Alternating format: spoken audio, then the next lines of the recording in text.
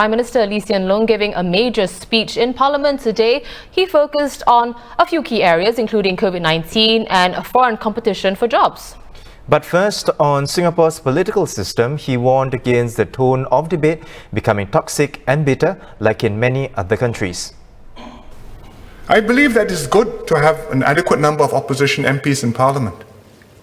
It keeps the government on its toes, but that does not mean that the more opposition MPs and the more fiery the debate in Parliament is, the better. Or that the tone of our political debate cannot change for the worse.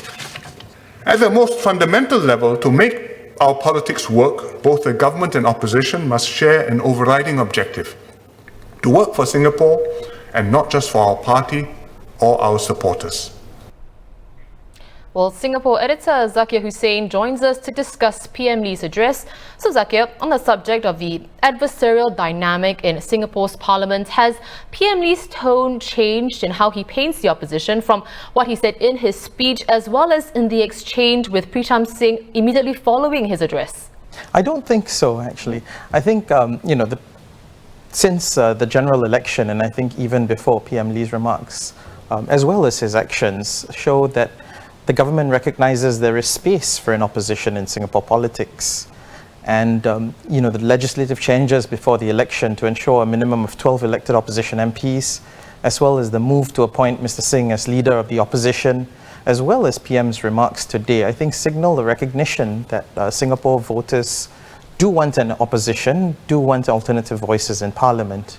And I think in PM's speech today, he sort of tried to frame it as the PAP having to cater to a greater diversity of views as well as to disagreements, but he also expressed the hope that this diversity and disagreement, could be channeled in a constructive way and not lead to polarization or to partisanship as we've seen in some other countries. Right. And I think even in the subsequent exchange with Mr. Pritam Singh, I think, yes, there were disagreements and there were differences. I think they were also viewed, I think, by many.